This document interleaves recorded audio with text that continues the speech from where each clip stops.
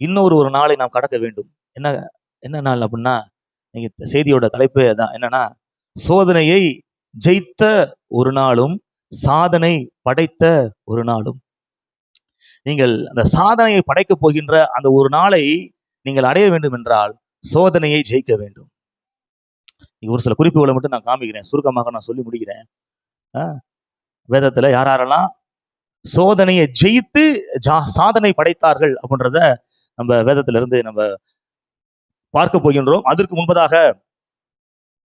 சோதனையில தோத்து போன ஒரு நபரை குறித்து நம்ம பார்ப்போம். எடுத்து வாசிங்களேன். ஆதியாகமம் 25ஆம் அதிகாரம் 27 முதல் 34 முடிய. இந்த பிள்ளைகள் பெரியவர்கள் ஆனபோது ஏசா வேட்டையில் வல்லவனும் வன சஞ்சாரியுமாய் இருந்தான். ஏசா வந்து யாருன்னா வேட்டையாடுறவன். யாக்கோபு குணசாலியும் கூடாரவாசியுமாய் இருந்தான். ஏசா வேட்டையாடி கொண்டு வருகிறது ஈசாக்கினுடைய வாய்க்கு ருசிகரமாய் இருந்ததினாலே ஏசாவின் மேல் பச்சமாய் இருந்தான். பாருங்க, ஈசாக்கு 2 பிள்ளைங்க, ஒருத்தன் பேரு ஏசா, இன்னொருத்தன் பேரு யாக்கோபு. ஏசா வந்து வேட்டையாடுறவன், யாக்கோபு வந்து யாருன்னா கூடாரவாசி.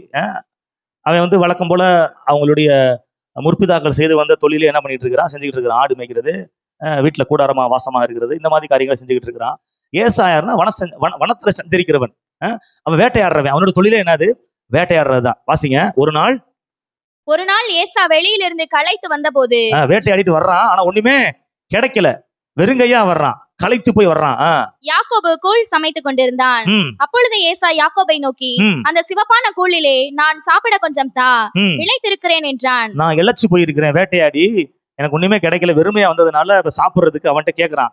ஏன்னா இவன்ட்ட இருந்துச்சுன்னா இவன் என்ன பண்ணிடுவான், சமைச்சு சாப்பிட்டுருப்பான். இவன் ஒண்ணுமே இல்ல, வெறுமையா வர்றான். அதனால யாக்கோப்ட்ட கேக்குறான். இதனாலே அவனுக்கு ஏதோம் என்கிற பெயர் உண்டாயிற்று. அப்பொழுது யாக்கோபு, உன் சேஷ்ட புத்திர பாகத்தை இன்று எனக்கு விற்று போடு என்றான். பாருங்க, யாக்கோபு எப்படி சொல்றான்னா, சேஷ்ட புத்திர பாகத்தை எனக்கு வித்து போடு அப்படின்னு சொல்றான். அதற்கு ஏசா, இதோ நான் சாக போகிறேனே, இந்த சேஷ்ட புத்திர பாகம் எனக்கு என்னத்திற்கு என்றான். அப்ப அவன் ஒண்ணுமே சாப்பிடவே இல்லை, ஒண்ணுமே வேட்டையாடவே இல்லை, ஒண்ணுமே அவன் பெற்றுக்கொள்ளவே இல்லை. அந்த அளவுக்கு டயர்டாகி வர்றான், ஒண்ணுமே இல்லாதவனா வர்றான். அந்த நேரத்துலதான் யாக்கோபு என்ன பண்ணிட்டு இருக்கிறான், கூழ் காய்ச்சிக்கிட்டு இருக்கிறான். அப்ப அவனுக்கு கூழ் ரொம்ப பெருசா தெரியுது, ஏன்னா அவன்கிட்ட ஒண்ணும் இல்ல. அப்ப உன் சேஷ்ட புத்திர பாகத்தை கொடுத்துட்டு நான் உனக்கு கூழ் கொடுக்குறேன் அப்படின்னு சொல்லிட்டு யாக்கோபு டிமாண்ட் பண்றான். வாசிங்க. அப்பொழுது யாக்கோபு, இன்று எனக்கு ஆணையிட்டு கொடு என்றான். அவன் யாக்கோபுக்கு ஆணையிட்டு தன் சேஷ்ட புத்திர பாகத்தை அவனுக்கு விற்று போட்டான். அப்பொழுது யாக்கோபு ஏசாவுக்கு அப்பத்தையும் பயற்றங்கூழையும் கொடுத்தான். அவன் புசித்து குடித்து எழுந்திருந்து போய்விட்டான். இப்படி ஏசா தன் சேஷ்ட புத்திர பாகத்தை அலட்சியம் பண்ணினான். பாருங்க, அலட்சியம் பண்ணிட்டான். அற்பமான கூழுக்காக, அற்பமான சாப்பாட்டிற்காக அந்த அபூர்வமான சேஷ்ட புத்திர பாகத்தை என்ன பண்ணிட்டான், அலட்சியம் பண்ணி யாக்கோபுட்ட ஏசா கொடுத்துட்டான். இதுல நம்ம என்ன கத்துக்கிறோம் அப்படின்னா, ஒரு சோதனையில தோத்து போயிட்டான். யாரு சொல்லுங்க? ஏசா தோத்துட்டான். என்ன சோதனை? பசி தாங்க முடியல, அதுல தோத்து போயிட்டான். தோத்து போய் மேன்மையான ஆசீர்வாதத்தை என்ன பண்ணிட்டான், இழந்து போய் விட்டான். பாருங்க, அவன் வேட்டைக்கு போடுறவன்னா எப்படின்னா, வேட்டையாடுனா பெருசா கிடைக்கும், நிறைய கிடைக்கும், நல்லா கொண்டு வந்து திருப்தியா சாப்பிட்டு என்ஜாய் பண்ணுவான். அப்பா கொடுப்பான், அவங்க அம்மா கொடுப்பான், தம்பி கொடுப்பான், அவனும் சாப்பிட்டு திருப்தியா இருப்பான். ஒரு சில நேரத்துல வேட்டைக்கு போவான், ஒண்ணுமே கிடைக்காது. ஒரு சில நேரத்துல போனா நிறைய கிடைக்கும், ஒரு சில நேரத்துல போனா ஒண்ணுமே கிடைக்காது. இப்ப எப்படிப்பட்ட நிலைமையில வர்றான்னா, வேட்டைக்கு போயிட்டு ஒண்ணுமே இல்லாதவனாக வெறுங்கையா வர்றான். இந்த வெறுங்கையா வரும் பொழுதுதான் இந்த சோதனை இவனுக்கு வருது. நம்ம நிறைவா இருக்கும்போது பெரிய சோதனை வராது, ஆனா நம்ம குறைவுல இருக்கும்போது ஒரு சில சோதனைகளை பிசாசு கொண்டு வருவான். அந்த சோதனையை நம்ம ஜெயிக்கணும். அப்ப சேஷ்ட புத்திர பாகத்தை குடு, நான் உனக்கு கூழ கொடுக்குறேன் அப்படின்னு சொல்லிட்டு இவன் சொல்றான். இவன் என்ன பண்றான், கொடுத்துடுறான். பாருங்க, நம்மளும் கூட இந்த உலகத்துல ஒரு சில வேலைகளை நம்ம பார்த்துக்கிட்டு இருக்கிறோம். எப்படிப்பட்ட வேலைகளை பார்த்துக்கிட்டு இருக்கிறோம் அப்படின்னா, ஒரு சில பேர் பாத்தீங்கன்னா, இது ஏசாவை போலதான் வேலை. என்ன வேலை? போனா கிடைக்கும், போகாட்டினா கிடைக்காது. ஒரு சில நேரத்துல வரும், ஒரு சில நேரத்துல வராது. இது உங்களை தர்த்தரத்துக்குள்ளாக நடத்திவிடும். ஒரு ரெகுலர் இன்கம் இருக்கணும். இவன் யாரு யாக்கோபு. யாக்கோபு ஒரு கூடார வாசியாக இருக்கிறான். அவனுடைய தொழிலே ஆடு மேய்க்கிற தொழில் தான். அவங்க பரம்பரை தொழிலே ஆபிரகாமு ஆடு மேய்க்கிறவன் தான், ஈசாக்கும் ஆடு மேய்க்கிறவன் தான். இவனும் என்ன பண்ணுவான், ஆடு மேய்ச்சிக்கிட்டு கூடாரத்துல இருக்கிறான். அப்ப இவனுக்கு ஆட்டு மந்தை இதுலயே இருந்து வருமானங்கள், சம்பாத்தியங்கள் வரும், ரெகுலர் இன்கம் கிடைக்குது. ஆனா ஏசா அதை பார்க்காம வேற ட்ராக்ல போய் வேட்டையாட போறான். ஒரு சிலத்துல கிடைக்குது, ஒரு சிலத்துல கிடைக்க மாட்டேங்குது. பாருங்க, இப்படி கிடைக்குது கிடைக்காம போற அந்த நிலைமை வருது பாத்தீங்களா? கிடைக்காம போற நிலைமை, ரெகுலரா வராம இன்கம் வராம இருக்கிறதுனால என்ன ஆகுது அப்படின்னா, நம்மளுடைய வாழ்க்கையில ஒரு சிலர் என்ன பண்ணிடுவோம் அப்படின்னா, நம்மகிட்ட இருக்கிற ஆசீர்வாதத்தை வித்துடுற மாதிரி, நம்ம இருக்கிற ஆசீர்வாதத்தை நம்ம இழக்கிற மாதிரி சூழ்நிலை வந்துடும். ஒரு ரெகுலர் இன்கம் இருக்கணும், நிறைய வரட்டும், ரைட்டு. ஒரு சேர்த்து வராமே போச்சுன்னா ரொம்ப கஷ்டமாயிரும். நான் என்ன சொல்றேன், கொஞ்சம் வருமானமாக இருந்தாலும் ரெகுலர் இன்கம் கிடைச்சிக்கிட்டே இருந்துச்சுன்னா அந்த இந்த சோதனையில நம்ம ஜெயிச்சிடலாம். பாருங்க, இந்த பொருளாதார சோதனைங்கிற ரீதியில நம்ம என்ன பண்ணிடலாம், ஜெயிச்சிடலாம். ரெகுலர் இன்கம் நிறைய தான் எனக்கு வரணும், ஆனா ஒரு சிலத்துல வராது அப்படின்ற மாதிரி வராத நிலைமையில ஒரு கண்ணிகள்ல நம்ம சிக்கிடுவோம். கொஞ்சம் வருமானமாக இருந்தாலும் ரெகுலரா வர்ற வருமானமாக இருக்கணும். ஒரு சிலத்துல வேலைக்கு போனா கிடைக்கும், வேலைக்கு போனா கிடைக்காது. அப்படின்ற நிலைமையில நம்மளுடைய வேலை இருக்கவே கூடாது. எனக்கு எப்பயுமே கிடைச்சிக்கிட்டே இருக்கணும். அதுக்கேற்ற மாதிரி நம்மளுடைய நிலைமை என்ன பண்ணிக்கிறோம், உயர்த்தி கொள்ள வேண்டும். அதற்கேற்றாற்போல் நம்மளுடைய அந்த பொருளாதார காரணிகளை நாம் அமைத்துக் கொள்ள வேண்டும். அப்படி இல்லை அப்படின்னா இருக்கிற ஆசீர்வாதமும் போயிடும். அவன் நல்ல வேட்டையை நல்லா சம்பாதிக்கக்கூடியவன் தான், நல்லா இருக்குது, நல்லா கொண்டு வந்துருக்கான் இதுக்கு முன்னாடி. இப்ப ஒண்ணுமே இல்லாதனால இப்ப அதை கொடுக்குற மாதிரி நிலைமை வந்துருச்சு, இருக்கிறத கொடுக்குற மாதிரி நிலைமை வந்துருச்சு, சேஷ்டபுத்திர பாகத்தை கொடுக்குற மாதிரி வந்துருச்சு. அப்ப அவன் நல்ல திருப்தியாகி பசி அடங்கி இருந்தானா அதை கொடுத்துருக்க வேண்டிய நிலைமை வந்திருக்காது. இன்னைக்கும் பாருங்க, ஒரு சேர்த்து நல்ல வேலை கிடைக்கும், ஒரு சேர்த்து வேலை இல்லாம இருக்கிறப்ப நம்மகிட்ட இருக்கிறத நம்ம போட்டு விற்கிற மாதிரியோ, அல்லது ஏதாவது ஒரு அடகு வைக்கிற மாதிரியோ, விற்கிற மாதிரியோ, பணத்தை போட்டு செலவு பண்ற மாதிரி இப்படிப்பட்ட சூழ்நிலையில நம்ம சிக்கிடுறோம். பாருங்க, ஏசா தோத்தான், நம்ம என்ன பண்ணக்கூடாது, தோக்கக்கூடாது. நம்மளுக்கு ரெகுலர் இன்கம் வர்ற மாதிரி ஒரு சோர்ஸை நம்ம ஏற்படுத்திக்கிறோம். அல்லேலூயா. சரி, இப்ப ஜெயித்தவர்களை குறித்து நாம் பார்க்க போகிறோம். எடுத்து வாசியுங்கள். ஃபர்ஸ்ட் சாதனை படைத்த ஒரு நாள் யாருக்கு? யோசேப்புக்கு. எடுத்து வாசிங்க. ஆதியாகமம் 41 அதிகாரம். ஆதியாகமம் 41 அதிகாரம் 41 முதல் 44 முடிய உள்ள வசனங்களை வாசியுங்கள். பின்னும் பார்வோன் யோசேப்பை நோக்கி, பார், எகிப்து தேசம் முழுமைக்கும் உன்னை அதிகாரியாக்கினேன் என்று சொல்லி, பார்வோன் தன் கையில் போட்டிருந்த தன் முத்திரை மோதிரத்தை கலற்றி அதை யோசேப்பின் கையிலே போட்டு மெல்லிய வஸ்திரங்களை அவனுக்கு உடுத்தி பொன் சரப்பணியை அவன் கழுத்திலே தரித்து தன்னுடைய 2ஆம் ரதத்தின் மேல் அவனை ஏற்றி தெண்டனிட்டு பணியுங்கள் என்று அவனுக்கு முன்பாக கூறுவித்து எகிப்து தேசம் முழுமைக்கும் அவனை அதிகாரியாக்கினான். பின்னும் பார்வோன் யோசேப்பை நோக்கி, நான் பார்வோன், ஆனாலும் எகிப்து தேசத்தில் உள்ளவர்களில் ஒருவனும் உன் உத்தரவில்லாமல் தன் கையையாவது தன் காலையாவது அசைக்க கூடாது என்றான். அல்லேலூயா. யோசேப்பு சாதனை படைத்த ஒரு நாளிலே இருக்கிறான். பாருங்க, அவன் லைஃப்ல பலவிதமான சோதனைகளை கடந்து வந்தான். இப்பொழுது சாதனை படைத்து விட்டான். உயர்வான ஸ்தானத்திலே ஒரு ராஜாவாக, ஒரு அதிபதியாக அவன் மாறிவிட்டான். பார்வோன் சொல்றான், சிங்காசனத்தில் மட்டும்தான் நான் உன்னிலும் பெரியவன், மற்றபடி நீ உனக்கு எல்லா அதிகாரமும் இருக்கிறது என்று சொல்லி அவனுக்கு அந்த அதிகாரத்தை கொடுக்கிறதை நாம் பார்க்கின்றோம். பாருங்க, அப்ப யோசேப்பு சந்தித்த ஒரு சோதனை நாள் ஒரு இருக்குது, ஒண்ணு எடுத்து வாசிங்களேன். அதை அவன் ஜெயிச்சான். அந்த நாள்ல ஜெயித்தனாலதான் இப்ப இந்த சாதனை நாளுக்குள்ளே அவன் பிரவேசித்து சாதனை அடைகின்றான். எடுத்து வாசிங்க. ஆதியாகமம் 39 முதல் 39 அதிகாரம். ஆதியாகமம் 39 அதிகாரம் 7 முதல் 15 வரை உள்ள வசனங்கள். சில நாள் சென்ற பின் அவனுடைய எஜமானின் மனைவி யோசேப்பின் மேல் கண் போட்டு என்னோட சயனி என்றாள். அவனோ தன் எஜமானுடைய மனைவியின் சொல்லுக்கு இணங்காமல் அவளை நோக்கி, இதோ வீட்டிலே என்னிடத்தில் இருக்கிறவைகளில் யாதொன்றை குறித்தும் என் ஆண்டவன் விசாரியாமல் தமக்கு உண்டான எல்லாவற்றையும் என் கையில் ஒப்பித்திருக்கிறார். இந்த வீட்டிலே என்னிலும் பெரியவன் இல்லை. நீ அவருடைய மனைவியா இருக்கிறபடியால் உன்னை தவிர வேறொன்றையும் அவர் எனக்கு விலக்கி வைக்கவில்லை. இப்படி இருக்க நான் இத்தனை பெரிய பொல்லாங்குக்கு உடன்பட்டு தேவனுக்கு விரோதமாய் பாவம் செய்வது எப்படி என்றார். தேவனுக்கு விரோதமாய் பாவம் செய்வது எப்படி? பாருங்க, நியாயப்பிரமாணம் கொடுக்கப்படுவதற்கு முன்பதாகவே அவன் அந்த நியாய பிரமாணத்தின்படி நடக்கின்றவனாக இருந்திருக்கிறான். கர்த்தருடைய கட்டளையின்படி நடக்கிறவனாக அவன் இருந்திருக்கிறான். எப்படின்னா, விபச்சாரம் செய்யாதிருப்பாயாக, பிற தாரத்தை விரும்பாதிருப்பாயாக சொன்ன அந்த வார்த்தையை அவன் அப்பவே கடைபிடிச்சிருக்கான். அது கர்த்தருக்கு விரோதமான பாவம் அப்படின்றத அவன் மனசுல வச்சிருக்கான். வாசிங்க. அவள் நித்தம் யோசேப்போடு இப்படி பேசிக்கொண்டு வந்தும் அவன் அவளுடனே சயனிக்கவும் அவளுடனே இருக்கவும் சம்மதிக்கவில்லை. இப்படி இருக்கும்போது ஒரு நாள் அவன் தன் வேலையை செய்கிறதற்கு வீட்டுக்குள் போனான். வீட்டு மனிதரில் ஒருவரும் வீட்டில் இல்லை. அப்பொழுது அவள் அவனுடைய வஸ்திரத்தை பற்றி பிடித்து என்னோட சயனி என்றாள். அவனோட தன் வஸ்திரத்தை அவள் கையிலே விட்டு வெளியே ஓடி போனான். அவன் தன் வஸ்திரத்தை அவள் கையிலே விட்டு வெளியே ஓடி போனதை அவள் கண்டபோது அவள் தன் வீட்டு மனிதரை கூப்பிட்டு, பாருங்கள், எபிரேய மனுஷன் நம்மிடத்தில் சரசம் பண்ணும்படிக்கு அவனை நமக்குள் கொண்டு வந்தார். அவன் என்னோட சயனிக்கும்படிக்கு என்னிடத்தில் வந்தான். நான் மிகுந்த சத்தமிட்டு கூப்பிட்டேன்.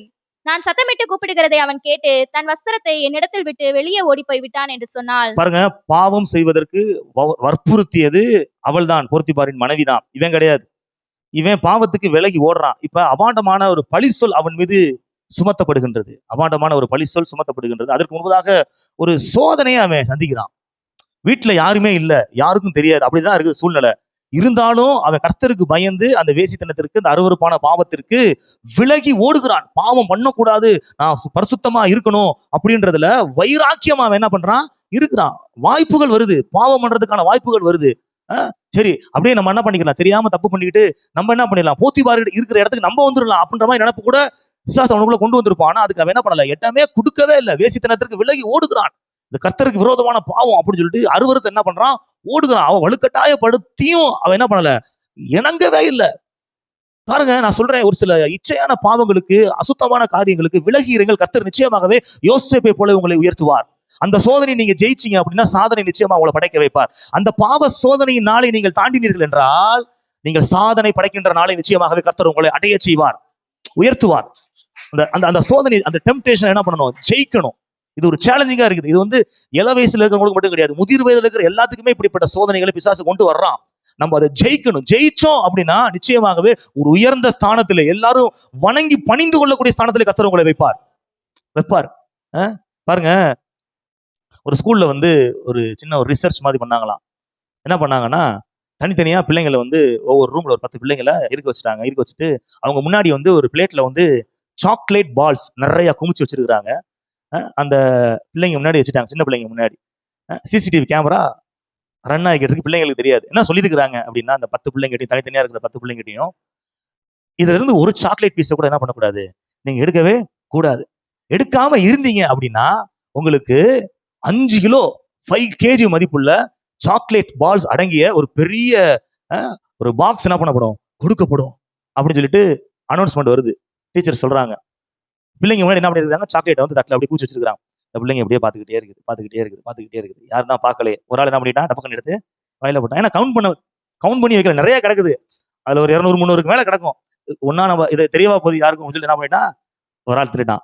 எல்லாருமே என்ன பண்ணிட்டாங்க, கிட்டத்தட்ட 9 பேரும் என்ன பண்ணிட்டாங்க, கொஞ்ச நேரம் வெயிட் பண்ணி பார்த்து 1/4 மணி நேரம் டைம் கொடுத்துருக்காங்க. 1/4 மணி நேரம் வரைக்கும் நீங்க கட்டுப்பாடா இருந்தீங்கன்னா நீங்க என்ன பண்ணலாம், அந்த 5 கிலோ சாக்லேட் பால்ஸ் அடங்கி அந்த பாக்ஸை வாங்கிட்டு போகலாம். அப்படின்னா இவங்க பொறுமையா இல்ல, 1/4 மணி நேரத்துக்குள்ள என்ன பண்ணிட்டாங்க, எல்லாரும் எடுத்து சாப்பிட்டுட்டாங்க.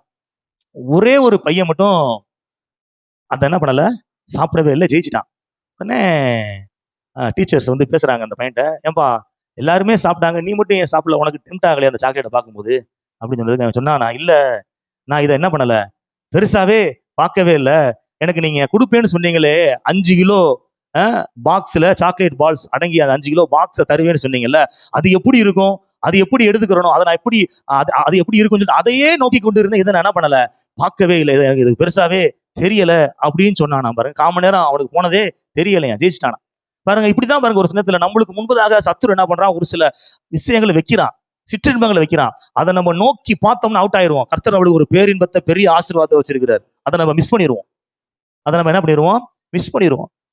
பாருங்க, சிறிய ஆசைகளை அடக்க கற்றுக்கொண்டவர்கள் பெரிய ஆசீர்வாதங்களை பெற தகுதி உள்ளவர்களாக மாறுகிறார்கள். பாருங்க, ஒரு நிமிட இன்பத்தை தியாகம் செய்தால் நீண்டகால ஆசீர்வாதத்தை நிச்சயமாக நாம் பெற்றுக்கொள்வோம். பாருங்க, இச்சை அடக்கம் என்பது ஆசை இல்லாத ஒரு நிலை அல்ல, சரியான நேரம் வரை காத்திருக்கும் ஒரு ஆற்றல். இவனுக்கு யோசேப்புக்கு, அவனும் சாதாரண மனுஷன், அவனுக்கு உணர்வுகள் இருந்துச்சு, உணர்ச்சிகள் இருந்துச்சு. ஆனாலும் அதை என்ன பண்ண, கர்த்தருக்காக கட்டுப்படுத்தி கொண்டான். கர்த்தர் அவனுக்கு பார்வோனின் குமாரத்தியவே மனைவியாக கொடுத்தார். பைபிள்ல படிச்ச ராஜகுமாரத்தி, இளவரசியை வந்து மணந்து கொள்கின்றான். பாருங்க, எவ்வளவு பெரிய மேன்மையான ஆசீர்வாதத்தை வச்சிருந்தார். அந்த தப்பை மட்டும் பண்ணிருந்தான் அப்படின்னா அந்த பெரிய ஆசீர்வாதத்தை இழந்து போயிருப்பான். பாருங்க, நீங்க அந்த சோதனையை ஜெயிக்கின்ற அந்த நாளை கடந்து போனீர்கள் என்றால் சாதனை படைக்கின்ற நாளை நிச்சயமாகவே நீங்கள் அடைவீர்கள். அதான் வசனம் சொல்லுது, பட்டணத்தை பிடிக்கிறவனை பார்க்கிலும் தன் மனதை அடக்குகிறவன் உத்தமன். பட்டணத்தை பிடிக்கிற ராஜாவை பார்க்கணும், தான் மனசை கண்ட்ரோல் பண்றான் பாத்தீங்களா, அவன் தான் உத்தமன் அப்படின்னு சொல்லிட்டு வசனம் சொல்லுது. பாருங்க, தானியேலுடைய வாழ்க்கையிலே சாதனை படைத்த ஒரு நாள் இருக்கின்றது. எடுத்து வாசிங்க. தானியேல் 2ஆம் அதிகாரம் 46 முதல் 48 முடிய உள்ள வசனங்களை வாசியுங்கள். அப்பொழுது ராஜாவாகிய நேபுகாத்நேச்சார் முகங்குப்புற விழுந்து தானியேலை வணங்கி, அவனுக்கு காணிக்கை செலுத்தவும் தூபம் காட்டவும் கட்டளையிட்டான். ராஜா தானியேலை நோக்கி, நீ இந்த மறைபொருளை வெளிப்படுத்தினபடியினால் மெய்யாய் உங்கள் தேவனே தேவர்களுக்கு தேவனும் ராஜாக்களுக்கு ஆண்டவரும் மறைபொருட்களை வெளிப்படுத்துகிறவருமாய் இருக்கிறார் என்றான். பின்பு ராஜா தானியேலை பெரியவனாக்கி அவனுக்கு அநேகம் சிறந்த வெகுமதிகளை கொடுத்து அவனை பாபிலோன் மாகாணம் முழுதுக்கும் அதிபதியாகவும் பாபிலோனில் உள்ள சகல ஞானிகளின் மேலும் பிரதான அதிகாரியாகவும் நியமித்தான். அல்லேலூயா. பாருங்க, ஒரு அடிமையாக கொண்டு வரப்பட்டவன், ஒரு அடிமையாக இருக்கிற அந்த தானியேல் இப்பொழுது வணங்கத்தக்க ஒரு நபராக மாறிவிட்டான். அவனை கர்த்தர் பெரிய ஸ்டேஜ்ல பெரிய இடத்துல உயர்த்தி வச்சிருக்கிறார். பாருங்க, சாதனை படைத்த அந்த நாளிலே அவன் இருக்கிறான். அந்த சாதனை படைத்த நாளை அடைவதற்கு முன்பதாக அவன் ஒரு சோதனையை ஜெயித்த நாள் இருந்தது. என்ன அப்படின்னா, எடுத்து வாசிங்க. தானியேல் 1ஆம் அதிகாரம் 5வது வசனத்தை வாசிங்கள். தானியேல் ராஜா தான் உண்ணும் போஜனத்திலேயும் தான் குடிக்கும் திராட்சரசத்திலேயும் தினம் ஒரு பங்கை அவர்களுக்கு நியமித்து அவர்களை 3 வருஷம் வளர்க்கவும் அதன் முடிவிலே அவர்கள் ராஜாவுக்கு முன்பாக நிற்கும்படி செய்யவும் கட்டளையிட்டான். பாருங்க, தானியேல், சாத்ராக், மேஷாக், ஆபேத்நேகோ ஆகிய அந்த இளைஞர்களை கொண்டு வர்றாங்க ராஜ சமூகத்தில் நிப்பாட்டுவதற்கு. ராஜாவுடைய ஒரு இடத்துல நிற்பதற்கும் பணிவிடை செய்வதற்கும் ஊழியக்காரனாக இருப்பதற்கும் தெரிந்து கொள்ளப்படுகிறார்கள். அப்பொழுது அவர்களுக்கு என்ன மாதிரி சாப்பாடு கொடுக்கப்படும் அப்படின்னா, ராஜா சாப்பிடுற சாப்பாடு, ராஜாவோட போஜன பதார்த்தங்களை சாப்பிட வேண்டும் என்கிற ஒரு நிலை ஏற்படுகிறது. அப்ப ராஜா சாப்பாடு தானே, என்ன பண்ணலாம், சாப்பிடலாம் அப்படின்னு சொல்லிட்டு என்ன பண்ணல, சாப்பிடல. ஏன்னா வசனம் சொல்லுது, 8வது வசனத்தை வாசிங்களேன். தானியேல் ராஜாவின் போஜனத்தினாலும் அவர் பானம் பண்ணும் திராட்சரசத்தினாலும் தன்னை தீட்டுப்படுத்தல் ஆகாதென்று தன் இருதயத்தில் தீர்மானம் பண்ணிக்கொண்டு தன்னை தீட்டுப்படுத்தாதபடி பிரதானிகளின் தலைவனிடத்தில் வேண்டிக் கொண்டான். அல்லேலூயா. கவனிங்க, இப்ப ராஜாவோட போஜன பதார்த்தங்களினால் தன்னை தீட்டுப்படுத்திக் கொள்ளக்கூடாது அப்படின்னு அவன் தீர்மானம் பண்றான். அப்ப தீட்டுப்படுத்தக்கூடிய ஏதோ ஒரு காரியம் ராஜாவோட விருந்துல இருக்குது. அது என்னன்னு தெரியல. ஏன்னா இவனுக்கு நியாயப்பிரமாணம் தெரியும். யாருக்கு? தானியேலுக்கு தெரியும். அப்ப கர்த்தர் ஒரு சில விஷயங்களை தீட்டுன்னு சொல்லியிருக்கிறார். இந்த மிருகங்களை சாப்பிடக்கூடாது, இந்த காரியங்களை புசிக்க கூடாது, இதெல்லாம் அருவருப்பு அப்படின்னு சொல்லிட்டு எழுதி வச்சிருக்கிறார். மோசே மூலமா கர்த்தர் கொடுத்திருக்கிறார். அப்ப அதுல ஏதோ ஒரு காரியம் உள்ள இருந்திருக்கலாம். அல்லது விக்கிரகத்திற்கு படைகள் செய்யப்பட்ட, பலி கொடுக்கப்பட்ட ஏதாவது ஒரு காரியமா கூட உள்ள இருந்திருக்கலாம். ஏதோ ஒரு தீட்டுப்படுத்த காரியம் இருக்குது. ராஜா கொடுக்கிற விருந்து அப்படியாக இருந்தா கூட அது அசுத்தமாக காரியம் உள்ள இருக்குதுன்னா அதை என்ன பண்ணக்கூடாது, புசிக்க கூடாது அப்படின்னு சொல்லிட்டு அவன் தீர்மானம் பண்ணி வாழ்றான். அப்ப ராஜா முறை நிக்கணும்னா நல்லா ஜெய்ஜாண்டிக்கா இருக்கணும், அழகுள்ளவனா நிக்கணும், உடம்பு திடதாத்திரமா இருக்கணும். ஆனா அவன் அந்த மாதிரி காரியத்துல என்ன பண்ணல, சாப்பிடாம சாதாரண வெஜிடேரியன் தான் எடுத்துக்கிறான். அது அசுத்தமான காரியமா இருக்குதுன்னு சொல்லிட்டு வெஜிடேரியன் மட்டும் தான் எடுத்துக்கிறான். ஆனா ராஜா சமூகத்துல அவங்க போய் நிக்கும் பொழுது அவங்க அவ்வளவு பிரகாசமா இருந்தாங்க அப்படின்னு சொல்லிட்டு நம்ம பாக்குறோம். அப்ப அந்த சோதனை அவன் என்ன பண்றான், ஜெயித்து சாதனை படைக்கின்றான். அப்ப தீட்டுள்ள காரியங்கள், தீட்டுன்னா வேற எதுவும் நினைக்க கூடாது. அசுத்தம், பாவம், துர்க்குணம், அசுத்தமான எண்ணங்கள், தீமை நினைக்கக்கூடிய அந்த சுபாவங்கள், விபச்சாரம், வேசித்தனம், காம விகாரம், இந்த மாதிரி விக்கிரக ஆராதனை, இதுதான் ஒரு மனுஷன் என்ன பண்ணுது, தீட்டுப்படுத்துது. அப்ப இந்த தீட்டுள்ள அந்த காரியத்திற்கு நம்ம என்ன பண்ணணும், விலகி இருந்து அதை நம்ம ஜெயிக்கும் பொழுது நிச்சயமாகவே இந்த சோதனையை ஜெயித்தோம் என்றால் சாதனையை படைக்கின்ற அந்த நாளுக்கு நேராக நாம் கடந்து செல்வோம். சரிங்களா? பாருங்க, ஒரு ராஜா என்ன பண்றாரு அப்படின்னா, ஒரு அரண்மனைக்கு தன்னுடைய வேலையாட்களை நியமிக்க வேண்டும், நல்ல புதிய நிர்வாகிகளை தெரிந்து கொள்ள வேண்டும் அப்படின்னு சொல்லிட்டு இன்டர்வியூ மாதிரி வைக்கிறார். அப்ப என்ன மாதிரி இன்டர்வியூ வைக்கிறார் அப்படின்னா,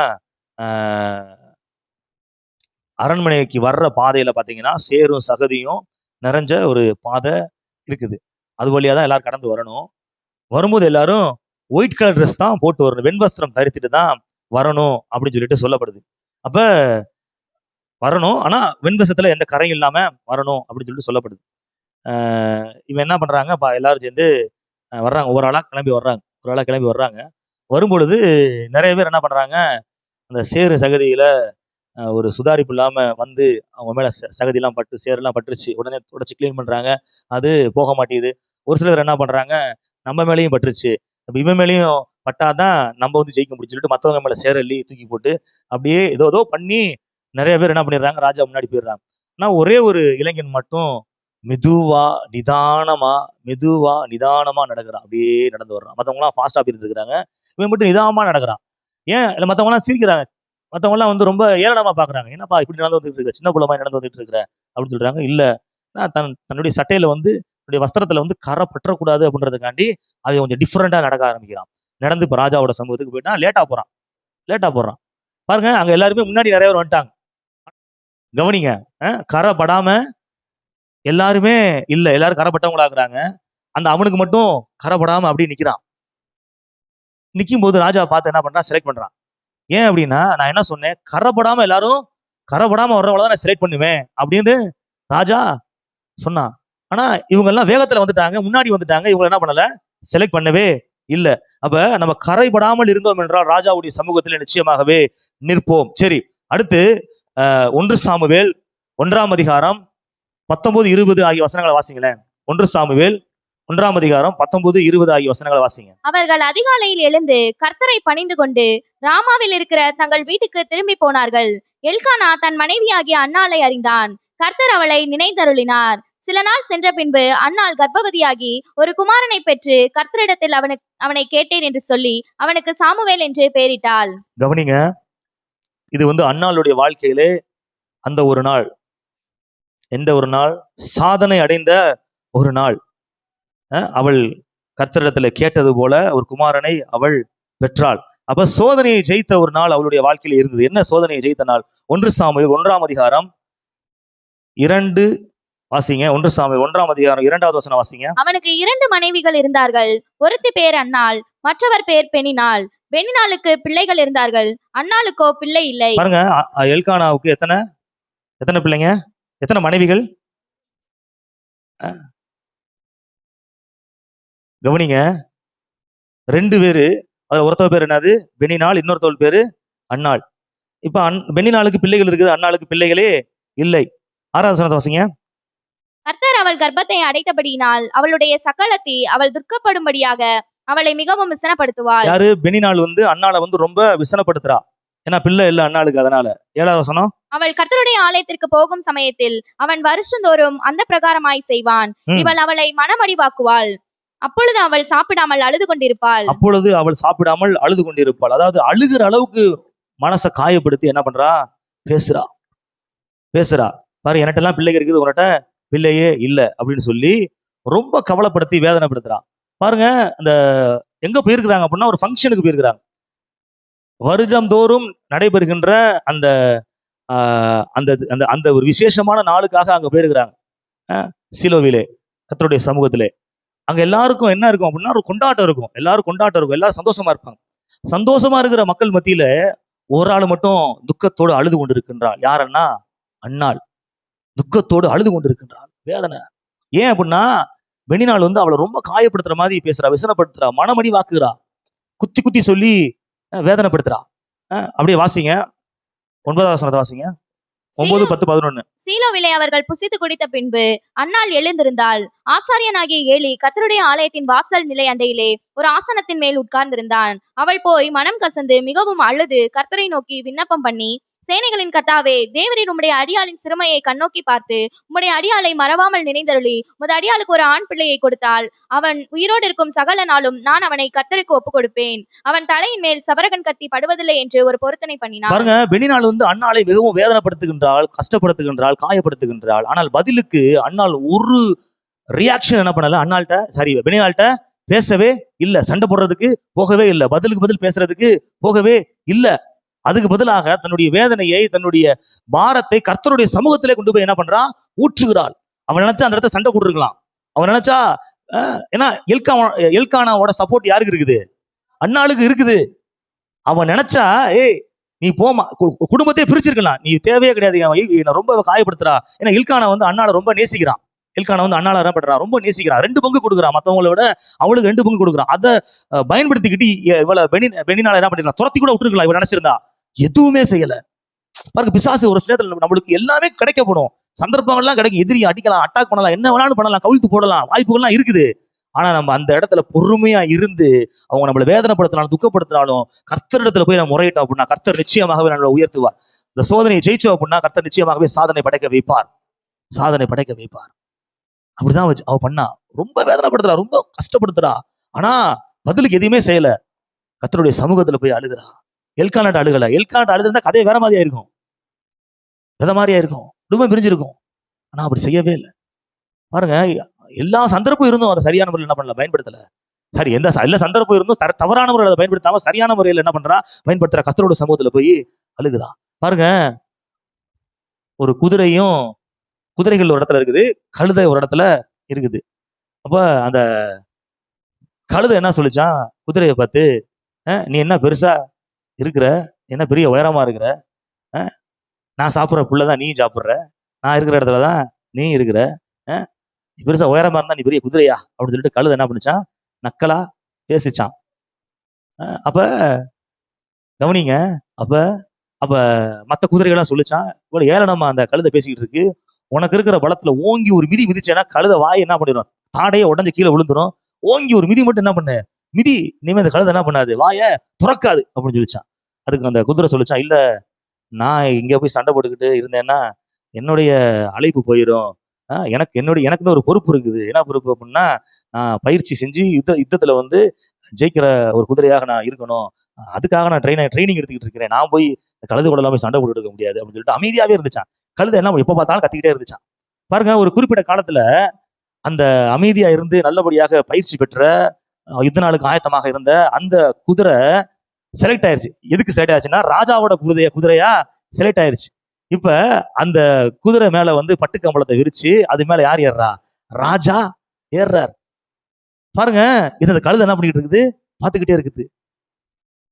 குதிரை ஒரு வார்த்தை கூட பேசவே இல்லையா, ஆனா கழுதை மனசுக்குள்ள பேச, ஐயோ நீ நானும் ஒண்ணுன்னு சொன்னேமே, இங்க பார்த்தா நீ உன் மேல அரசன் ஏறாரு, என் மேல அழுகு துணியை தூக்கி வைக்கிறாங்களே அப்படின்னு சொல்லிட்டு கழுதை அப்படியே வாயை பொத்துக்கிச்சான். பாருங்க, ஒரு சில கழுதைகளுடைய வாயை கர்த்தர் உங்களை உயர்த்தி பொத்த வைப்பார், அடைக்க வைப்பார்.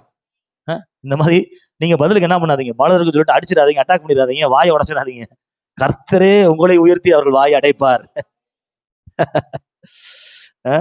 பாருங்க, இன்னொரு வசனத்தை எடுத்து வாசிப்போம். எஸ்தர் 2ஆம் அதிகாரம் 16, 17 ஆகிய வசனங்களை வாசிங்க. எஸ்தர் 2ஆம் அதிகாரம் 16, 17 ஆகிய வசனங்களை வாசிங்க. அப்படியே எஸ்தர் ஆமா, ராஜாவாகிய அகாஸ்வேரு அரசாளுகிற 7ஆம் வருஷம் தேபேத் மாதமாகிய 10ஆம் மாதத்திலே ராஜாவினிடத்தில் அரண்மனைக்கு அழைத்து கொண்டு போகப்பட்டாள். ராஜா சகல ஸ்திரீகளை பார்க்கிலும் எஸ்தர் மேல் அன்பு வைத்தான். சகல கன்னிகைகளை பார்க்கிலும் அவளுக்கு அவன் சமூகத்தில் அதிக தயையும் பட்சமும் கிடைத்தது. ஆகையால் அவன் ராஜ கிரீடத்தை அவள் சிரசின் மேல் வைத்து அவளை வஸ்தியின் ஸ்தானத்திலே பட்டத்து ஸ்திரீயாக்கினான். அல்லேலூயா. எஸ்தருடைய வாழ்க்கையிலே அவள் சாதனை படைத்த நாள். அடிமையாக இருந்த அந்த எஸ்தர் இப்பொழுது அரசியாக மறுரூபமாகிறாள். வாழ்க்கை மாற்றம் அடைகிறது. அப்ப அவ என்ன சோதனையை ஜெயிச்சா அப்படின்னா, எனக்கு கர்த்தர் கொடுத்த ஒரு வெளிப்பாடு. எஸ்தர் 2ஆம் அதிகாரம் 7வது வசனத்தை வாசிங்க. அவன் தன் சிறிய தகப்பன் குமாரத்தியாகிய எஸ்தர் என்னும் அத்சாலை வளர்த்தான். அவளுக்கு தாய் தகப்பன் இல்லை. அந்த பெண் ரூபவதியும் சௌந்தரியமுடையவளுமாய் இருந்தாள். அவள் தகப்பனும் அவள் தாயும் மரணமடைந்த போது மொர்தெகாய் அவளை தன் குமாரத்தியாக எடுத்துக்கொண்டான். அல்லேலூயா. எஸ்தர் வந்து ஒரு அனாதை ஸ்திரீ, ஒரு அடிமை ஸ்திரீ மாத்திரம் கிடையாது, ஒரு அனாதை ஸ்திரீ. அப்பாவும் இல்ல, அம்மாவும் இல்ல. அவங்க சித்தப்பா தான் எடுத்து வளர்க்கிறார். மொர்தெகாய் தான் அவங்க சித்தப்பா வளர்க்கிறார். பாருங்க, இப்ப வஸ்தியை தள்ளியாச்சு. அகாஸ்வரு ராஜா என்ன பண்ணிட்டாரு, வஸ்தியை தள்ளிட்டாரு. இப்ப அந்த ஸ்தானத்துக்கு அரசியாக ஒரு ஆளை நியமிக்க வேண்டும். அப்ப அநேக அழகுள்ள ஸ்திரீகளை தெரிந்து கொள்றாங்க. அதுல எஸ்தரும் ஒரு ஆளா இருக்கிறா. இப்ப அவங்களுக்கு வந்து ஒரு சில வருடங்கள் வந்து அரண்மனையில வைத்து அவர்களை பராமரிக்க வேண்டும். அவர்களுக்கு ராஜ குமாரத்தி என்கிற அந்த நிலைக்கு வருவதற்கு ஒரு சில சுத்திகரிப்பு, ஒரு சில முறைமைகள்லாம் இருக்குது. அதெல்லாம் செஞ்சுக்கிட்டு இருக்கப்போ அந்த சமயத்துல அப்ப மொர்தெகாய் வந்து எஸ்தர் ஒரு வார்த்தையை சொல்றான். என்ன சொல்றான்னா, அப்படியே வாசிங்க, 10வது வசனத்தை வாசிங்க. 10வது வசனம், அதுலயே 10. எஸ்தரோ வென்றால் தன் குலத்தையும் தன் பூர்வோத்தரத்தையும் அறிவிக்காதிருந்தால் மொர்தெகாய் அதை தெரிவிக்க வேண்டாம் என்று அவளுக்கு கற்பித்திருந்தான். பாருங்க, அவ அரண்மனை போறதுக்கு முன்பதாக அவளுக்கு ஒரு காரியம் சொல்லப்படுது. என்னன்னா, உன்னுடைய குலத்தையும் கோத்திரத்தையும் எக்காரணத்தை கூட என்ன பண்ணாத, யார்கிட்டையும் சொல்லாத, நீ யாருன்றத சொல்லாத, நீ ஒரு எபிரேய ஸ்திரீ அப்படின்றத என்ன பண்ணிடாத, சொல்லிடாத, நீ ஒரு எபிரேய குலத்தை சார்ந்தவள் என்கிறத என்ன பண்ணாத, அவன் குலத்தை தயவு செஞ்சு சொல்லிடாத அப்படின்னு சொல்லிட்டு சொல்லியிருக்கிறான். அதை அப்படியே என்ன பண்றான், கடைபிடிக்கிறாள். 19வது வசனத்தை வாசிங்க. 19. இரண்டாம் தரம் கன்னிகைகள் சேர்க்கப்படும் போது மொர்தெகாய் ராஜாவின் அரண்மனை வாசலில் உட்கார்ந்திருந்தான். பாருங்க, அரண்மனை வாசல்ல தான் யார் இருக்கிறா? மொர்தெகாய் ஒரு காவலாளியா இருக்கிறான். 20வது வசனத்தை வாசிங்க. எஸ்தர் மொர்தெகாய் தனக்கு கற்பித்திருந்தபடி தன் பூர்வதரத்தையும் தன் குலத்தையும் தெரிவிக்காதிருந்தாள். எஸ்தர் மொர்தெகாய் இடத்திலே வளரும்போது அவன் சொற்கேட்டு நடந்தது போல இப்பொழுதும் அவன் சொற்கேட்டு நடந்து வந்தாள். பாருங்க, அவ அடிமையாக சாதாரண ஒரு நபராக ஒரு அற்பமாக எண்ணப்படுகின்ற ஒரு நிலைமையில இருக்கும் பொழுது கூட மொர்தெகாயோட சொல் கேட்டு என்ன பண்ணா? நடந்தா. இப்பொழுது அரசியாக மாறிவிட்டாள். இப்பொழுதும் மொர்தெகாயோட சொல்ல கேட்டு என்ன பண்றா? நடக்கிறா. நம்ம வந்து ஒரு சில நேரத்துல நம்ம யார் பேச்சும் கேட்க மாட்டோம். ஒரு சில நேரத்துல சொல்றதை கேட்போம். ஒரு சில பேர் சொல்றதை வந்து நம்ம சாதாரண இருக்கப்ப கேட்போம். கொஞ்சம் உயர்ந்து மேல போயிட்டோம் அப்படின்னா நம்ம என்ன பண்ண மாட்டோம்? கேட்க மாட்டோம். ஆனா இப்ப பாருங்க, அப்ப சாதாரண நிலைமையில இருக்கிறப்பையும் மொர்தெகாய் சொல்றத கேட்கிறா. பெரிய அரசியான பிறகும் கேட்கிறா. ஆனா மொர்தெகாயோட நிலைமை எப்படி இருக்குன்னா, அப்பயும் ஒரு காவலாளியா தான் இருக்கிறான், இப்பயும் ஒரு காவலாளியா தான் இருக்கிறான். ஆனா அவ வந்து அப்ப அடிமையாக ஒரு அனாதையாக இருந்தாள். இப்பொழுது அரசியாக மகாராணியாக மாறிவிட்டாள். அப்ப எப்படி கீழ்ப்படிஞ்சாலும் இப்பொழுது அப்படியேதான் கீழ்ப்படுகிறா. பாருங்க, ஒரு சில நேரத்துல நம்ம தேவையில்லாத வார்த்தைகளை தேவையில்லாத இடத்துல பேசணும்னா தேவையில்லாத பிரச்சனைகளை சந்திக்கிறதுக்கு நேரிட்டு விடும். அவ உண்மையதான் சொல்லணும். ஆனா இப்போதைக்கு சொல்ல வேண்டாம், நிறுத்தி வச்சிருக்கான். இப்போதைக்கு சொல்லாத, சொல்லக்கூடிய நிலைமை வரும், நேரம் வரும். அப்ப என்ன பண்ணு? சொல்லு அப்படின்னு சொல்லிட்டு இப்போதைக்கு சொல்லாத, அவன் யாருன்னு தெரியப்படுத்தி. அவ மட்டும் நான் வந்து எபிரேய ஸ்திரீன்னு சொல்லி இருந்தா அப்படின்னா கண்டிப்பா அவளை வந்து அரண்மனை விட்டு விரட்டி விட்டுருப்பாங்க. ஏன்னா மகாராணி ஆக தகுதி, அடிமை எப்படி ராணி ஆக முடியும்? அப்படின்ற மாதிரி நிலைமை வந்திருக்கும். அப்படின்ற மாதிரி நிலைமை வந்திருக்கும். பாருங்க, எஸ்தர் 4ஆம் அதிகாரம் 14வது வசனம் வாசிங்க. நீ இந்த காலத்திலே மௌனமாய் இருந்தால் யூதருக்கு சகாயமும் ரட்சிப்பும் வேறொரு இடத்திலிருந்து எழும்பும். அப்பொழுது நீயும் உன் தகப்பன் குடும்பத்தாரும் அழிவீர்கள். நீ இப்படிப்பட்ட காலத்துக்கு உதவியாய் இருக்கும்படி உனக்கு ராஜமேன்மை கிடைத்திருக்கலாமே, யாருக்கு தெரியும் என்று சொல்ல சொன்னான். பாருங்க, இப்ப சொல்றான் மொர்தெகாய். எப்ப சொல்றான்? யூதர்களுக்கு ஒரு பிரச்சனை வரப்போகுது. ஆமான் வந்து ஒரு சதி திட்டத்தை தீட்டி யூதர்களை ஃபுல்லாத்தையும் அழிக்கணும் அப்படின்ற ஒரு தீர்மானத்தை கொண்டு வரதுக்கு ட்ரை பண்ணிட்டு இருக்கிறான். அப்ப நீ போய் என்ன பண்ணு? ராஜாட்ட வாய் திறந்து சொல்லி. ஏன்னா இப்ப ராஜஸ்திரியா மாறிட்டா. அப்ப நான் வந்து ஒரு யூத ஸ்திரீ, ஒரு எபிரேய ஸ்திரீ, நான் யூத குலம், நான் ஒரு எபிரேய பின்னணியை சார்ந்தவள் அப்படின்னு அவ தெரியப்படுத்திருந்தானா அந்த இடத்துக்கு அவ போயிருக்கவே முடியாது. ஒரு சில நேரத்துல நம்ம வந்து பேச வேண்டிய இடத்துல பேசணும், பேசக்கூடாத இடத்துல என்ன பண்ணக்கூடாது? பேசவே கூடாது. நம்ம என்ன பண்ண, மனசுல இருக்கிறதெல்லாம் அப்படியே சொல்லிடக்கூடாது. மூடன் தன் உள்ளத்தில் உள்ளதை எல்லாம் வெளிப்படுத்துகிறான், ஞானியோ அதை பின்னுக்கு அடக்கி வைக்கிறான். உடனே உள்ளத்திற்கெல்லாம் அப்படி சொல்றது வந்து யாருன்னா மூடன். ஆனா அடக்கி வச்சுக்கிட்டு பேச வேண்டிய நேரத்துல பேசுறவன் தான் ஞானி அப்படின்னு சொல்லிட்டு வசனம் சொல்லுது. பிரசங்கி 3ஆம் அதிகாரம் 7வது வசனம் சொல்லுது, மௌனமா இருக்க ஒரு காலம் உண்டு, பேச ஒரு காலம் உண்டு. ஒரு சில நேரத்துல மௌனமா நம்ம இருந்துதான் ஆகணும். அது ஒரு சோதனை. பேசணும் அப்படின்ற மாதிரி கோபம் வரும். ஆனா நீங்க அந்த இடத்துல மௌனமா இருக்கணும். அப்ப பேச வேண்டிய நேரத்துல கர்த்தர் உங்களை ஒரு நாள் பேச வைப்பார். பேச வேண்டிய நேரத்துல பேச வைப்பார். அப்ப அவங்க எல்லாம் மௌனமா ஆயிடுவாங்க. நீங்க திறந்திருக்கிறவ நாளைக்கு என்ன பண்ணிடும்? மூடிடும். பாருங்க, இப்ப சொல்றார். இப்ப மொர்தெகாய் என்ன சொல்றான்? நீ சொல்லு, நீ யாருன்னு உன்னுடைய காரியத்தை என்ன பண்ண எடுத்து சொல்லு.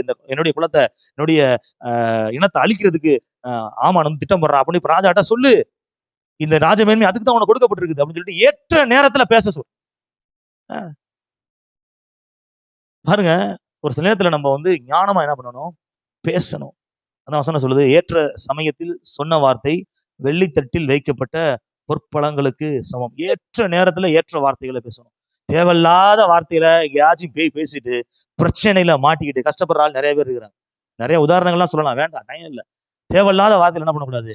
பேசக்கூடாது. தேவையுள்ள இடத்துல தேவையான வார்த்தைகளை மட்டும் பேசணும். அளவா பேசி நிறுத்திக்கிட்டோம் அப்படின்னா பிரச்சனை இல்லாம இருக்கும். தேவையில்லாத வார்த்தையில வார்த்தையை விட்டுட்டு பெரிய பிரச்சனை நம்ம மாற்ற மாதிரி ஆகிடக்கூடாது. அவன் மட்டும் நான் வந்து யார் தெரியுமா அப்படின்னு சொல்லியிருந்தானா அவ கதையே முடிஞ்சிருக்கு, விரட்டி விட்டுருப்பாங்க. இவ்வளவு தூரத்துக்கு வந்து போயிருக்கவே முடியாது, யூத இனமே அழிச்சிருப்பான். ஆமா, திட்டம் போட்டு.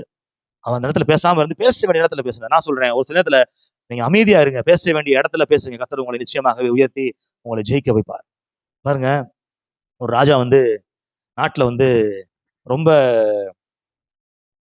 பொருளாதார சுமை வந்துருச்சு, வரி பணங்கள்லாம் சரியா கையில வரமாட்டேங்குது, என்னுடைய கஜானாவுக்கு வரி பணங்கள் சரியா வரமாட்டேங்குது அப்படின்னு சொல்லிட்டு எல்லா அமைச்சர்களையும் கூப்பிட்டு உட்கார வச்சு ஆலோசனை பண்ணிட்டு இருக்கிறாரு. எதனால வரி பணம் வரமாட்டேங்குது? முழுசா வரமாட்டேங்குது, கம்மியா தான் வருது, கஜானா ரொம்ப மாட்டேங்குது அப்படின்னு சொல்லிட்டு ஒவ்வொரு ஆள்கிட்டையும் ஆலோசனை கேட்டு ஒவ்வொரு ஆள் ஒருத்தையும் ஒரு கருத்து சொல்றான். ராஜா அப்படி, ராஜா அப்படி, ராஜா மக்கள் சரியா சம்பாதிக்கிறது இல்ல, மக்கள் சரியா வரி பணம் கொடுக்கறது இல்ல, மக்கள் உழைக்கிறது இல்ல, ஏமாத்துறாங்க, வரி ஏய்ப்பு செய்யறாங்க, அப்படி பண்றாங்க, இப்படி ஒருத்தவங்க அப்படி இப்படி இப்படின்னு சொல்லி பயங்கரமா சொல்றாங்க, பேசிட்டே இருக்கிறாங்க.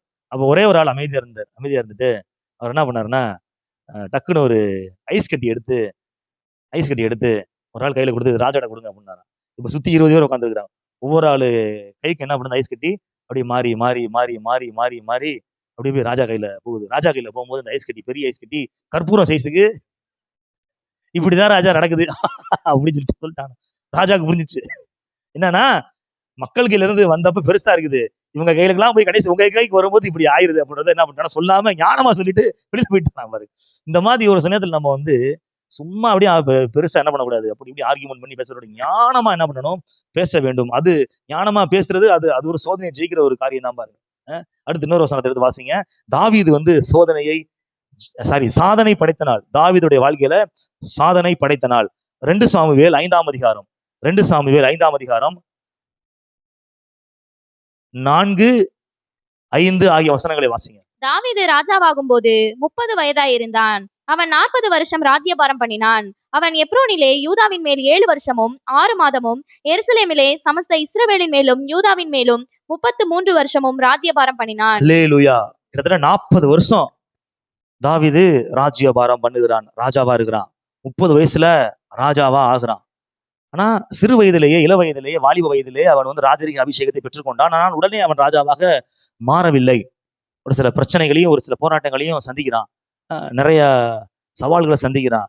சவுல் அவனை கொல்வதற்கு துரத்துகிறான். இப்படிதான் நடக்குது. ஆனா அவன் சந்திச்ச ஒரு மிகப்பெரிய சவால், ஒரு பெரிய சோதனை என்ன தெரியுமா? இந்த சோதனையை எப்படி ஜெயிச்சான ஒரு வசனத்தை எடுத்து வாசிங்களேன். 1 சாமுவேல் 24ஆம் அதிகாரம் 6 முதல் 10 வரை உள்ள வசனங்களை வாசிங்க.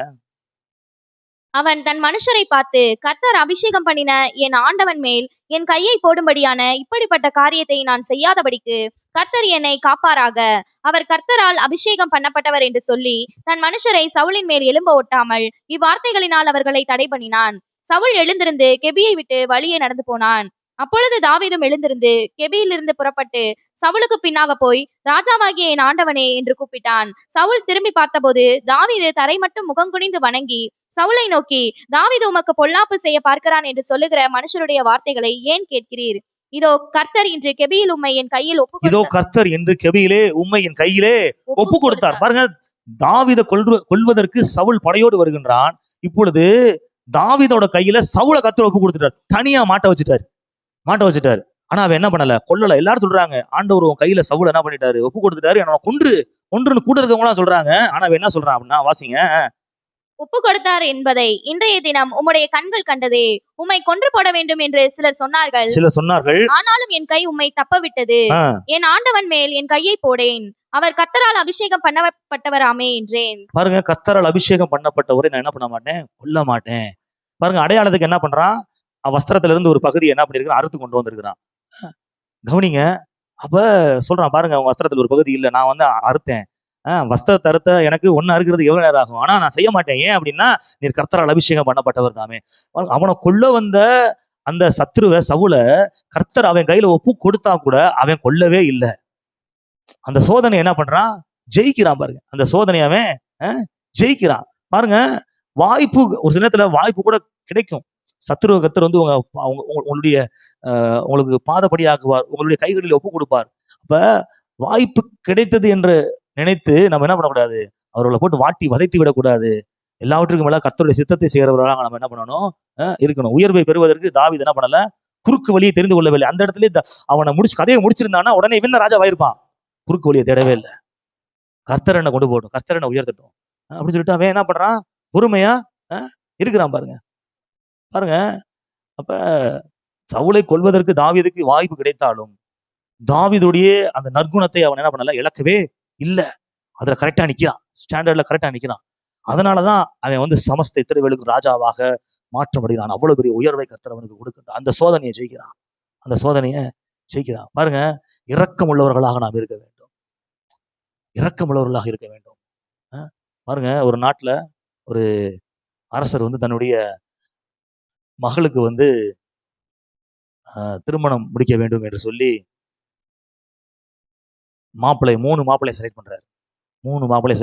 3ல ஒரு நபரை மாப்பிள்ளையாக மணமகனாக தெரிந்து கொள்ள வேண்டும் என்று முடிவெடுக்கிறார். அந்த 3 நபரையும் ஒரு ஞானி இடத்துல கொண்டு போய் விடுகிறார். அப்ப அந்த ஞானி சொல்றாரு, ஒரு மாசம் நீங்க என்ன பண்ணணும், நல்ல காரியங்களை நீங்க செய்யணும். செஞ்சுட்டு எந்த நல்ல காரியத்தை செஞ்சேன் அப்படின்னு வந்து என்கிட்ட வந்து சொல்லணும் அப்படின்னு சொல்லிட்டு அந்த 3 பேர்ட்டையும் சொல்றாரு, 3 வாலிபர்கள்ட்டையும். அப்ப முதலாவது வாலிபன் ஒரு மாசம் கழிச்சு வந்து சொல்றான். என்ன சொல்றான் அப்படின்னா, எங்க அப்பா மரிச்சிட்டாரு, இறந்துட்டாரு. அவர் இறக்குறதுக்கு முன்பதாக ஒரு நோட்ல வந்து எழுதி வச்சிருந்தாரு, இவ்வளவு கடன் இருக்குது, இவ்வளவு இருக்குது, அது கொடுக்க வேண்டி இருக்குது அப்படின்னு சொல்லிட்டு. அதெல்லாம் நான் படிச்சு பார்த்துட்டு அந்த கடன் எல்லாம் என்ன பண்ணிட்டேன், அடைச்சிட்டேன். கடன்லாம் என்ன பண்ணிட்டேன், நான் அடைச்சிட்டேன் அப்படின்னு சொல்லிட்டு அவன் அந்த நபர்கிட்ட, ஞானிகிட்ட சொல்றானா. உடனே சரி, ஓகே, நீ வந்து நேர்மையானவன் அப்படின்னு சொல்றாரு. அடுத்து இன்னொருத்தன், 2வது நபர் வர்றான். நீ என்னப்பா நல்லது செஞ்ச அப்படின்னு கேட்கும்போது, நான் ரோட்டோரமா நடந்து வந்துகிட்டு இருந்தேன், காட்டு வழியா. அப்ப ஒரு வழிபோக்கன் வந்து நடந்து வந்துகிட்டு இருந்தான், வியாபாரம் பண்ணிட்டு. அப்ப திருடர்கள் வந்து அவனை வந்து வழிப்பறி பண்ணி அடிச்சாங்க. நான் என்ன பண்ணேன், திருடர்கள்ட்ட இருந்து அவனை காப்பாத்தி திருடர்கள்லாம் அடிச்சு துரத்தி விட்டுட்டு அவனை நான் காப்பாத்தினேன். இந்த நற்செயலை நான் செஞ்சேன் அப்படின்னு ஞானியிட சொல்றான். உடனே சரி, நீ வலிமை மிகுந்தவன், ரைட், ஓகே, இருப்பா அப்படின்னு சொல்லிட்டான். ஒருத்தவன் வர்றான், 3வது ஒருத்தன் வர்றான். நீ என்னப்பா நற்செயல் செஞ்ச அப்படின்னு சொல்லும்போது, ஐயா நான் வந்து மலை ஓரமா போய்கிட்டு இருந்தேன். அப்போ ஒருத்தவர் என்ன பண்ணிட்டு இருந்தாரு, விறகு கட்டையெல்லாம் சுருட்டி, உருட்டு கட்டையில சுருட்டி தலைமாட்டில் மரம் வெட்டிட்டு அப்படியே தலைமாட்டில் வச்சு அப்படியே படுத்திருந்தாரு. நான் பக்கத்துல போய் பார்க்குறேன். அவர் யாருன்னா, அவர் என்னோட எதிரி, எனக்கு தொழில் போட்டியான நபர். ஏன்னா வந்து பல தடவை என்ன பண்ணியிருக்கிறாரு, என்னை தாக்கி இருக்கிறாரு, என்னை வந்து நிறைய தடவை துன்பப்படுத்தி இருக்கிறாரு. இப்ப தலையில வச்சிருக்கிறாரு, அதை அப்படி உருண்டு போய் அவர் கீழே விழுந்துருவாரு, அந்த நிலைமையில இருக்கிறாரு. இருந்தாலும் நான் போய் என்ன பண்றேன், நான் பார்த்துட்டு கண்டுக்கிறாம போல உடனே அவரை உசுப்பி, இங்க படுக்காதீங்க, உருண்டு கீழே விழுந்துருவீங்க, பெரிய பல்ல இருக்குன்னு சொல்லிட்டு அவரை காப்பாத்திட்டு வந்தேன் அப்படின்னு சொன்னானா பாருங்க. அப்ப நீ இரக்கம் நிறைந்தவன் அப்படின்னு சொல்லிட்டு சொன்னார். அப்ப ராஜா கூட சொன்னாரா, ஒருத்தன் நேர்மையானவனா இருக்கிறான், ஒருத்தன் வந்து வலிமையானவனா இருக்கிறான், ஒருத்தன் இரக்கம் உள்ளவனா இருக்கிறான். இரக்கம் உள்ளவன் தான் கடைசி வரைக்கும் உன் பொண்ணை கண்களாம வச்சு காப்பாத்துவான். அதனால இரக்கம் உள்ளவனே என்ன பண்ணு, உன் மகளுக்கு கொடு அப்படின்னு சொல்லிட்டு சொன்னாராம் பாருங்க. அதான் வசனம் சொல்லுது, இரக்கம் உள்ளவர்கள் பாக்கியவான்கள், அவர்கள் இரக்கம் பெறுவார்கள். இரக்கம் செய்யாதவனுக்கு இரக்கம் இல்லாத நியாய தீர்ப்பு உண்டாகும். நியாய தீர்ப்பிலே இரக்கம் மேன்மை பாராட்டும். பாருங்க, சாத்ராக், மேஷாக், ஆபேத் நேகோ சாதனை படைத்தாங்க, பெரிய லெவல்ல போனாங்க.